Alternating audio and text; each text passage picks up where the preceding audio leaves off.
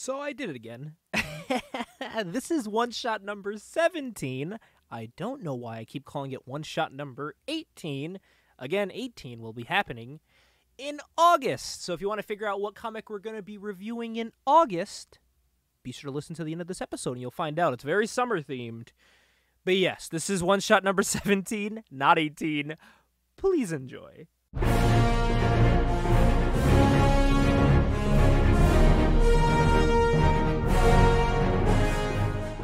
Hello, everyone, and welcome to the monthly Dive Into the Longbox one-shot number 18.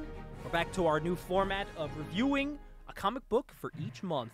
And this month, we're in theme with a release coinciding in the movie theaters, Deadpool. And Wolverine will be coming out in theaters this July. You're listening to this in July, maybe later. Maybe if you're listening to this, you already watched the movie. But we're going to be looking at Deadpool number 1 from Marvel Comics. What year was this? This is what, 1998? 93, I'm a liar. 1993. I think I'm on 1998 because of the Wizard we just read. Yeah. In our issue, listen to that, where Wizard Magazine casted a Deadpool movie in the year 1998. So go listen to that on the one shot. It's already available for you.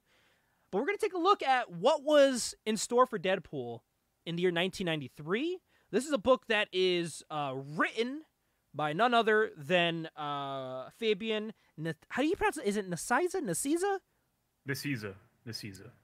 Fabian Nicieza. Who is the co-creator of Deadpool? Yes, correct. Along with Liefeld. Which, Rob Liefeld, if you're listening to me, give Fabian Nicieza his fucking credit. Literally. Because you're always trying to take the fucking credit for creating Deadpool. And give Fabian some fucking credit. And it's great. In this book, they actually acknowledge it too. Deadpool created by Rob Liefeld with Fabian Nicieza. So this is like another Batman situation all over again. Yep. But the art for this is someone that I never knew he did the art for this. I always thought it was like a Liefeld that did the art or someone from that like 90s crew because it looks just like what you'd get from any 90s Marvel book. But guys, this is by Joe Madureira. Good old Joe Mad. If you guys like Battle Chasers, if you guys like his X-Men run, or his later, he did do some Deadpool stuff later on, along with Ed McGuinness. But this is very early Joe Mad, and it looks nothing like what you expect from Joe Mad. I was going to say, it's good, clean art. It's really good. It's not his signature style that he would later develop. Which makes me think, there's a lot of books I read like this, where it's like their old style, they were trying to fit a style of the time. I would love to see him, if he ever wanted to, or if they ever let him, if he could like redo this book, but in his current style. There's a lot of artists I would love to see that, where a lot of their early stuff was just like fitting a mold or like a style. But if they can like redo their books in their current style, I would pay double the price of a single release book to get that. If we got a current day Joe Mad art style redo of this story, that'd be a lot of fun. Well, you know what it was? He was probably thinking like, well, I'm a young kid. I'm just trying to do the you gotta do it. You gotta do what everyone's doing. Do the house style until I can establish my own style. Exactly. Get your foot in the door. But there is some facial expressions in this. I look and I'm like, yeah, it's Joe Mad. Like when the dudes are getting punched in the face and they're doing like the snarl and like their lips are protruding out. I'm like, it looks like Joe Mad, that like anime manga style he kind of westernized.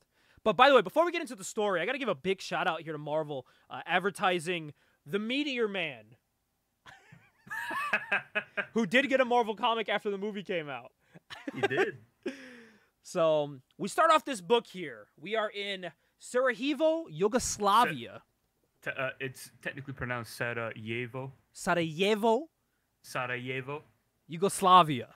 We see these soldiers running around, and it's this big deserted city. Like there's smoke everywhere. They're going to these buildings. They're like these like mercenary army men, and looking at them from a distance is our main man, our merc with the mouth, Deadpool. And he's looking at them, and he seemingly busts through a wall. And everyone's like, oh my god, Deadpool? And he says, no Shinola, Sherlock. Like, and the minute I read that, I was like, okay, this is not Liefeld Deadpool. This is like, because I know when Liefeld first introduced Deadpool, he was very stoic and serious.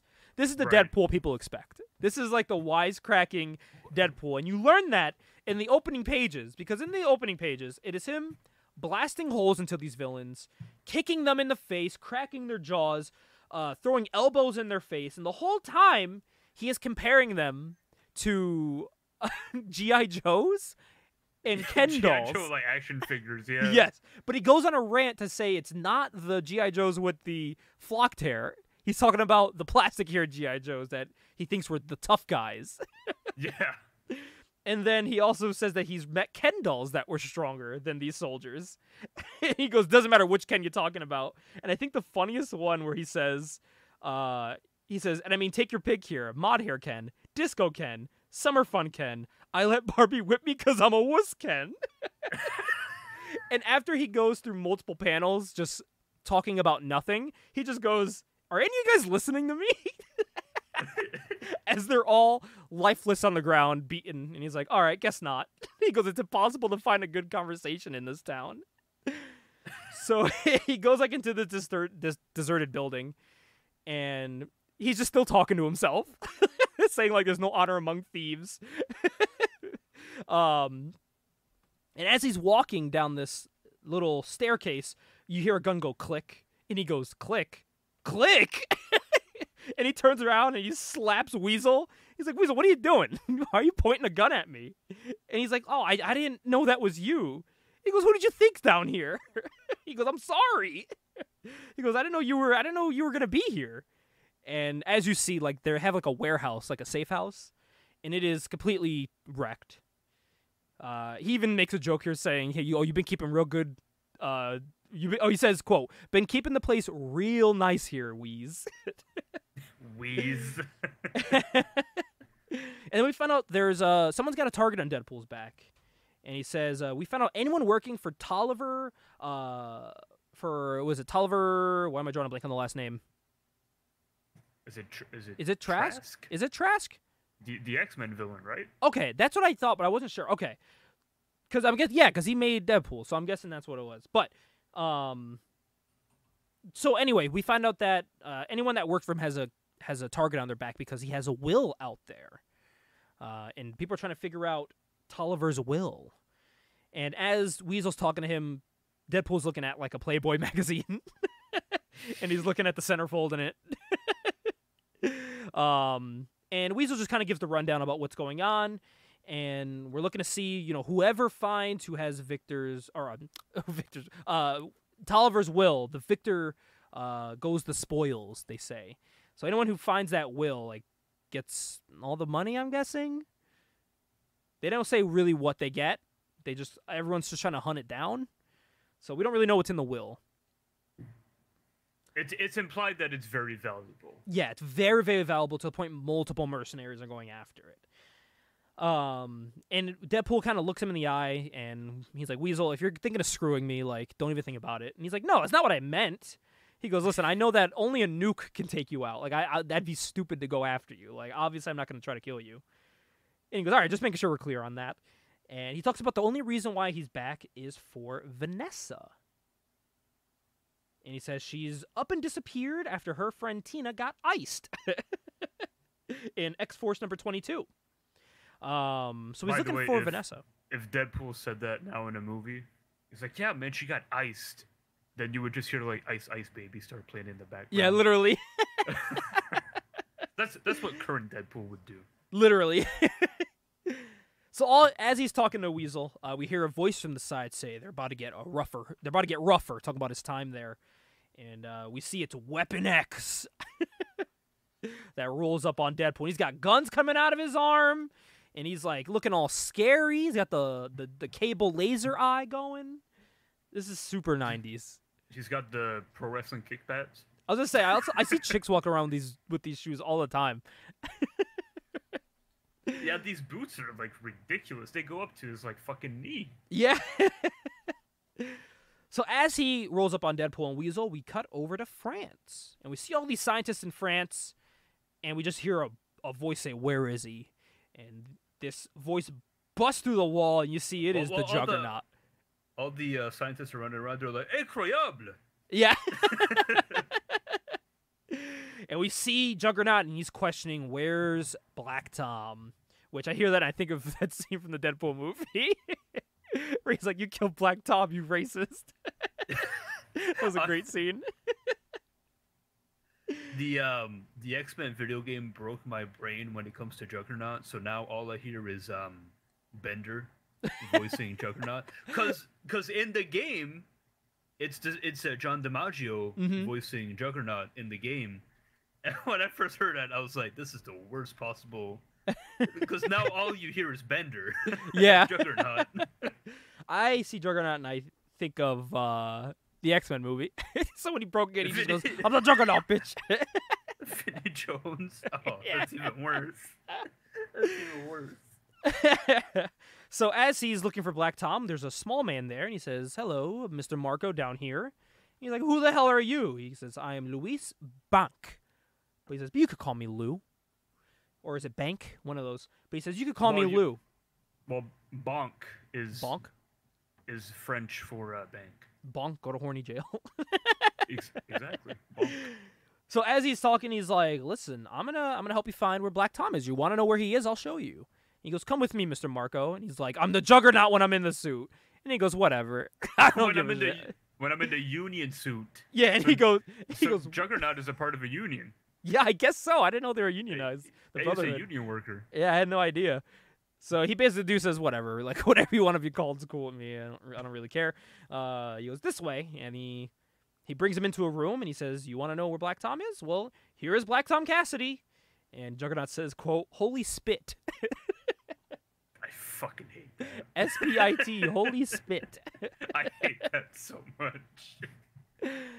We now cut over to New Delhi, India, and we see a very Wolverine-esque man with a big bald spot on his head. Running through the streets. He reminded me of Troll almost from Image, with the big guns and everything. But I'm just thinking like Hulk Hogan, eat your heart out. This is a way worse bald spot.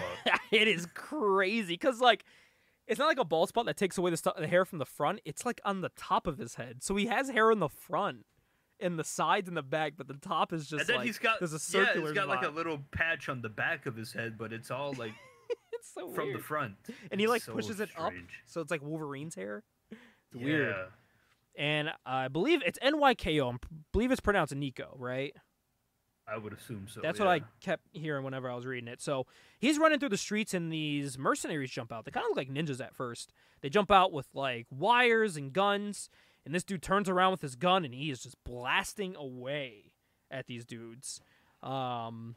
And he basically says, stop coming after me. I know nothing about Tolliver's will. He knows what they're coming after. They think he has information about the will. He blasts away these huge dudes, and he spits on their bodies and says, don't forget, boys, my family may be small, but we carry big guns. 90s as fuck. It is super 90s edge. To which we see a man in a pop collar fancy suit meet up with him, and this man who is Nico, also known as Mr. Halfganigan. Halfganigan. Yeah, I think that's how you pronounce it. Yeah, I wasn't sure myself. And this guy is here to deliver a message. He's a courier delivering a message. And he goes, and by the way, just call me Nico. Mr. Halfganigan was my old man. He goes, I need you to messenger a work order for me. And the guy says, all right, to which party am I delivering this to? He goes, the executive elite. This guy goes, okay, but who is this intended for? And he goes, Deadpool. For being a part of my brother's cold-blooded murder, I want Deadpool killed. So now it seems like we have a hit on Deadpool right now by this Nico character. To which I think, why not just go kill him yourself? You just took out like 3 mercenaries by yourself. I mean, honestly. I think you can handle it, sir. So now we cut back to Deadpool and Weapon X fighting here. And he says, I want to know where Vanessa is, Wade, and I want to know now. And he says, oh, right as a... what does he say? Oh, right as a wing, like I'm going to tell you what I know, Kane. And they fight. They do like a classic 90s fight. They're talking shit to each other. And he kind of pulls out like these blades on his arm. And they're like spinning around, and Deadpool's like, where the hell did you get these? You'll notice that Deadpool says this a lot in this book, where he calls people a snot nose. Yeah, he does that. And I like how like they make it like it's under his breath, and he says it fast. Stupid punk. Stupid punk, you always been a snot nose. Stupid punk, you always been a snot nose. It's like because there's no like word separation. It's all like one sentence. Yeah. I think another great thing too is that like he asked him like, where'd you get these like spinny arm things? He's like, I've had all these improvements since the last time we fought. And he's just like, all right, should I be impressed? Like, I don't care. I just want to know where you got them from. I also love that the book is not afraid to reference. So like after it says that, there's like an asterisk and it says, see cable #1. Which that is one of our future books. So you may be seeing this. Yeah. this fight maybe. But yeah, they're fighting and Deadpool's talking shit. He's like, listen, the more bionics you get, the dumber you get. And Weasel's watching and he's like, holy fuck, both these guys are fucking idiots. Like and Deadpool then proceeds to call Weapon X a pain in his hemorrhoids. And then his arms start like absorbing the bullets. And and he goes, Garrison's like, did you lose these itty witty bullets, boy? He called them bullets. Widowy, did you lose your widow bullets? Oh, is he gonna cry? And Deadpool gets mad. He's like, oh my god, I hate you. Oh, I hate your self-repairing guts. So then he kicks him in the mouth. And then Deadpool gets uppercutted. And Deadpool, they're just going back and forth. They're still just talking shit. And as they're fighting back and forth, Deadpool slams him into the ground and is about to throw a kick. And he slams the ground because Kane moves out the way. And he goes, hey, you moved. Like, Deadpool's mad that he moved. But like, Deadpool kind of has an accent in this book. Did you notice that? He has like a Brooklyn accent almost. He's speaking in slang the whole book. Yeah, I've like when the noticed book that. starts, this is like how he talks. He says, like, where is it? You Phoebes think you can S&D me? Set yourselves up, grunts. You're about to fall. Like it's T-A, like tuh. Like he has like, yeah, he talks funny. He's speaking in that kind of like, New York accent that like Yeah, which makes you was he supposed to be like from New York? No, I don't because know. he's Canadian. Oh yeah, you're right. What the hell is this? How Canadians talk? Yeah, no, not at all. But he's speaking in like a New York accent, which is strange. And at this point, Kane is like, "Hey, if you were good at your job, other people that you would have killed, including me, and this other person named Vanessa, we'd be dead right now. You wouldn't be trying to find us, and I wouldn't be here bothering you. That's how I know you're not a good mercenary." And he's like, you keep Nessie out of this. That was a personal situation. Meanwhile, you're just a bloody nose I gotta wipe away once in a while. Like, basically saying, you mean nothing. You're nothing. And Weasel's like guys? Guys? And they're like, what, Weasel? And he goes, do either of you guys realize, like, you both don't know what you're fighting over? And he's like, Deadpool's like, what are you talking about? He wanted info, like... Wait, he didn't say he wanted to kill Vanessa? Isn't that why we're fighting? And Kane's like, I know, you idiot. I wanted to find her, not kill her. And he goes, well, guess what? I don't know where she is either. Like, okay. That was the whole point of this conversation. What a pointless fight. Yeah, literally. In the grand scheme of things. It literally was for nothing. And Kane's basically like, just get me out of here. Like, this is so stupid. And he goes, wait a minute, what do you mean? What do you want my babe for? And he goes, your ex-babe. Deadpool. And he goes, well, I'm trying to teach her before someone else kills her. Or I'm trying to reach her before someone else kills her first. See, like I said, treach, because the way it's abbreviated there. Yeah. And this is where you find out she's a prime target for Tolliver, with the Tolliver will. Basically, Deadpool just goes, hey, I got dibs on killing her. And he goes, didn't you just say that was your babe? What a romantic. Like, now you want to kill her. Yeah, I like that he says Mexican food is tougher to handle than a bunch of third-rate mercs for hire, which I thought was funny. Planting the seeds for the chimichangas. Yeah, literally. And he basically alerts Deadpool, like, everyone wants you dead on this planet. And he goes, well, yeah, like, duh, that's obvious. They want me dead. Like, I'm the reason why these motherfuckers want me dead. And then we cut to this room and we find out this, or before that, we find out that this guy named Slayback is still there. That's who's trying to kill Deadpool right now, Slayback.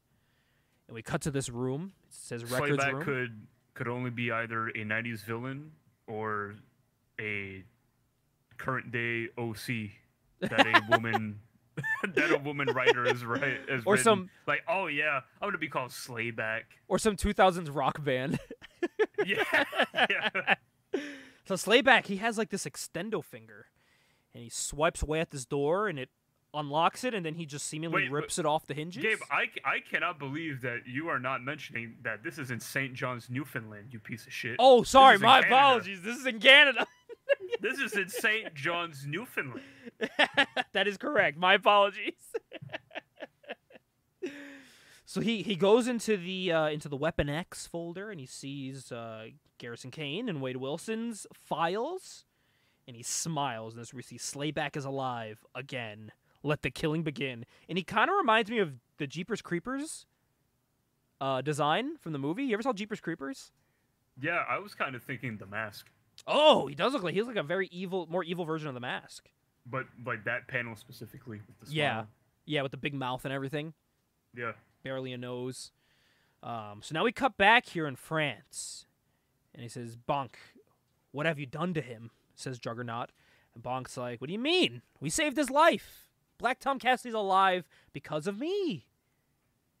And Juggernaut's like, "But under all that junk I'm seeing, is he all right?" And Bonk goes, "Hey," or sorry, Lou, as he wants to be called, goes, "Hey, why don't you ask him yourself? He could talk." And Juggernaut's like, "Tom," and you hear all this Tom goes. Tom slowly opens up his eye. He goes, "Boyo, is that you?" What? And he says, "Yes, Tom, it's me. I finally found you. Are you okay?" He goes, "Aye, friend. Never felt better." But he says he'll feel even better if in ye point me in the direction of the first person who needs to be fleeced, finagled, and killed. And you see Black Tom is like half cyborg right now. Like this weird, like how it's not like, it's kind of cybernetic, but it looks kind of like natural cybernetic, if that makes sense. Like it kind of looks like, I don't know how to describe it. Yeah, it's like he has the Witchblade, but it's not metal. Yeah. You know? He looks cool. He looks very evil. And then we see Black Tom's alive. He's back. And you can catch him in issue 2 of this mini run of Deadpool. Because, like you never seen them before, Ajax, we got Black Tom. We got Slayback. We got, that's all they advertise. In Deadpool, check out Deadpool number 2. I also like at the end, it shows everything that's going to happen next issue, and then it just goes, "See you in 30. They need to bring that back to comics and just say, "See you in 30. And that's Deadpool number 1. I think if you were to read a Deadpool book and you never read Deadpool before, I think this is a pretty okay starting point. He's a merc that can kill everyone. You find out that he is basically invincible. And he's wisecracking. He's still cracking the jokes, you know, from Deadpool. It's not really fourth wall breaking as much as you would expect because it's still pretty early on, and he kind of adapted that more as the years went on. But I think this is a good base for Deadpool if you're starting to get into Deadpool stuff. I went above and beyond, and I read the whole miniseries instead of just reading... did you? Yeah, instead of just reading issue 1, like in preparation for the podcast. I was just like, well, it's only 4 issues. I'm just going to read everything. Yeah. I ended up liking it. Yeah. My only complaints really was like, again, it's like that weird characterization of like Deadpool where it's like he's always talking in the accent. Yeah, that's what was throwing me off a little bit because like I could kind of hear Ryan Reynolds in my head while I'm reading, but then like the slang, it like throws me off a little bit. That and the way that he like I can't remember which issue it is. But it's the same issue where Vanessa, aka Copycat, goes up to her mom's house, and they have kind of like this meeting where she's like, you know, I still fucking resent you, basically, for like kicking me out of the house when you found out that like I was a mutant. Yeah. And like Vanessa's mom is like pleading, like, I know like that was a long time ago, but we'd be happy to like have you back in our lives. And you know, Vanessa's more so like, well, it's too little, too late now. Yeah. Like, I'm gone. I'm leaving. And never looking back again. once I find Tolliver's reward, like I'll be the richest woman like in the world type of deal. Yeah. but then you get a flashback of like Wade before he gets like his cancer treatment and all that when like he's a human, right? Yeah. And he's either post hookup with Vanessa when Vanessa was like working as a prostitute. Yeah. And he's basically telling her like it could never work because she's a prostitute. And I'm like, what the fuck? Like, really? That like damn, that's why Deadpool's it not can't pro work? sex work. That's crazy. I was like, that's why it can't work. But then at the end he specifies like something like, but it's also because I'm a mercenary or something like that. Yeah. And that's kind of like what throws me off as well with these early Deadpool stories is that they're trying to balance Deadpool being funny, But but also still like, having this like serious. 90s tough guy bravado, Yeah. which nowadays just does not work with Deadpool whatsoever. At least No. what we think Deadpool is. He's a jokester. So like going back and well, he can be serious like in the like in the we've seen it in current the movies. comics, in the movies and the current comics, like he can be serious. Yeah. But And he's there's a way of dangerous when being he's serious. yeah, but there's a way of being serious where like it doesn't have to be like this tough guy bravado. Yeah. Like, Like oh, that I'm tougher than stereotype. you, I'm badder than you, like blah blah Yeah. blah blah The blah. Like baddest of them all. we already know Deadpool's fucking dangerous. Like he's a mutant. He doesn't need to like brag about it. Yeah, like we already know he's fucking dangerous. He's a big show not tell person. And I will say the payoff to the book is interesting, Really? to the miniseries, because you would assume like it's money, like that's the grand prize, it's money, but what it turns out to be is like not money at all. It turns out to be this like AI robot that can like deprogram like every weapon on Earth. Oh shit! What the fuck? It's like completely nullify it, like completely nullify every weapon on Earth. Talk about OP. And like this, so like this AI robot is basically like scanning the room, right? Because the room is like Deadpool and Garrison Kane, like Weapon X, Mm-hmm. and the robot is basically like, well, these guys are all like weapons, so like I'm programmed to like kill them, and I don't want to say Deadpool is pleading, but he's like, please like reconsider, like I'm doing everything I can to try and save Vanessa because Vanessa's dying. Yeah. And the only way that Vanessa can save herself is because she can, technically whatever she touches she can absorb, right? Mm-hmm. So like if she touches Deadpool, she can like absorb his healing factor. Which would be very beneficial. Yeah. So like before even doing that, like he's like trying to convince the robot like don't kill me because if you kill me, you're gonna kill Vanessa as well. Damn. So basically the robot just kind of like Backs like, off. okay, I guess. fine. I guess. That he scans Garrison Kane, and it's kind of like the same deal where he's like, the scan comes back and he's like, well, this Weapon X guy is pretty dangerous, but he seems to be completely within his senses. Yeah. I would like to see Garrison Kane come to live action. I'd like to see Garrison Kane just come back to comics in general. Honestly, yeah. Because I don't think we've gotten anything from him since like the late 90s. So would you recommend the full run to a new Deadpool reader? I would say it was a fun read. The concept is fun too. Like I like the concept of like you're And going it's on not a this long wild series. goose chase. It's not a big commitment. Going on this wild goose chase to like find treasure. It's very for people our age, maybe you might have seen Rat Race, the movie. Mm-hmm. Maybe, or if you're older, or if you're like a really big film buff, this concept is taken from It's a Mad, Mad, Mad, Mad World, like that movie, of like you're going on this like wild goose chase like around the world trying to find like a prize. Yeah, they kind of did something like that in Rat Race. It was money. They kind of did something like that in Marvel's Bounty Hunter series with Boba Fett hunting down Han Solo's carbonate body that was stolen from him. So the every issue is like him trying to get to it. It's like a wild goose chase, and he keeps running into like adversaries and all that. So, it seems pretty similar to that. But yeah, overall, I think it was a fun read. I don't know if it's something that I would constantly go back to. Like if I'm in a Deadpool mood, I don't know if I'm gonna pull out Circle Chase right away. Yeah. but it is something like I don't regret reading it. Like I thought it was fun. It wasn't a waste of my time. No, not at all. But it is something that it is a little rough around the edges sometimes in the dialogue. Yeah, it is. Like, you also think it's 93. This is about the time comics were not doing too well. Image was riding high right now. Marvel and DC were not. So this was a dark time for the big two. Right before the crash happens just a couple years later.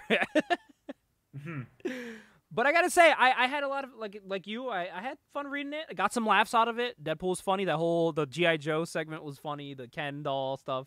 That was funny. His banter while fighting. The whole series as well? I did not. I read just the first one. Just the first issue? Yeah. So that's the only one I own right for now. I do want the full series. I do want the full series. Right. So that's how I was wondering, from your point of view, since you read the whole thing.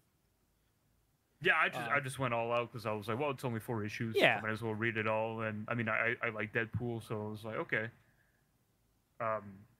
But there's like bits and pieces that I thought were interesting. Like Garrison Kane owns a house in Maine. Oh, does he? Yeah, they mentioned that, and like Slayback actually comes to visit him. Well, visit more so like he intrudes on him and like threatens him because he wants to know where Vanessa is. Damn, in Maine? I didn't know he lives so close in Maine. Yeah. Damn, dude. But this whole time that I'm reading this, I'm like, I want more Weapon X. I want more Garrison Kane. Give me more Garrison Kane. Yeah. You would think someone like him would have had like a little mini run. It's a cool design. And I don't know. I just like the character. No, he never got an individual run. I see something, a Weapon X one here. Yeah, no, he should. I feel like in the 90s he would have been I thought he would have been a shoo-in for an individual run based on look alone, Oh, it looks like I wonder if he shows up in the new Deadpool book. The one, the Liefeld's goodbye to Deadpool that he's doing. Oh, I wonder if he shows up in it. I feel like he would. I got to pick that up too. I didn't think about that. Yeah, I got to pick that up to see. But yeah, Deadpool 1, Deadpool The Circle Chase #1. I'd say go pick it up if you could find it. I am linking in the description below some secondary sites, things like my comic shop that may have them. So you guys can get them from there. And if not, go support a local shop. See if you can find it. A lot of them have it behind like a glass case. I don't know why. I mean, I got this book for a decent price, but it is kind of pricey now with the movies coming out. It has jumped in price to about like a $10 book. Anywhere $10 to $15 you can get it for. I got mine for about like $8, so it's definitely not like a dollar bin book. Unless you can find it in a dollar bin, if you can, kudos. I doubt it. I really doubt it because this is the first like Deadpool quote unquote solo series. Yep. So it's gonna have like relevancy just based off of that. Yep, exactly. And the second issue though, that one will be in some dollar bins. I've seen that one in some dollar bins. Issue 2. Which I guess the hype died down by then. I guess you know how people are with #1s back in the day. Oh, they all jump on a #1 and then that's it. The #1s are so overvalued and everything is so overlooked after that. Exactly. But yeah, this is a fun read. And next month, Ajax. By the way, before I get to next month's book, if you haven't already, go see the Deadpool movie. I know I will be doing that. By the time you're listening to this, you may have already seen it, but I'm gonna go watch it. For someone that's living in the past right now, not knowing what to expect, I'm very excited for it. All the stuff I've been hearing from the trailers. I'm happy the trailers have really only been showing what seems to be the first, or not the first, but like the same scene.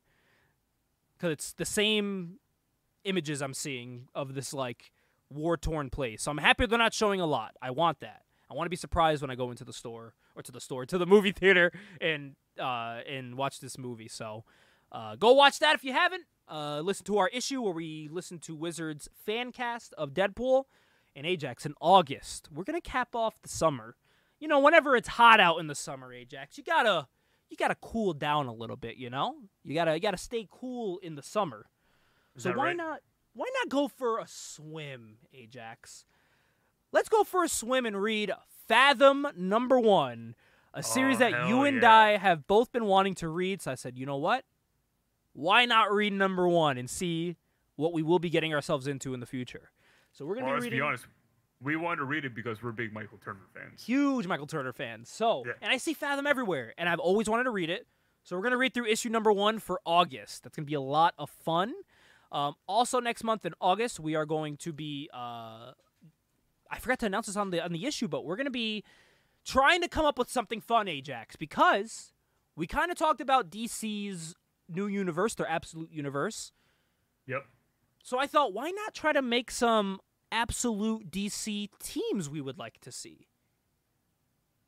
For example, why not try to include some characters that are like from Wildstorm? We love Wildstorm. What a time to introduce some of those characters than with a new universe. So I thought, why not come up with some like teams we'd like to see? Whether you're mixing DC and DC and Wildstorm, all Wildstorm, just some fun little conversation of some teams we'd like to see in this new universe. We'll talk about that in August, as well as another Wizard edition. And yeah, look out for Fathom number 1 coming in one-shot number 19 in August. We thank you guys, and have a great day, night, evening, whatever it is when you're listening. We'll see you next time.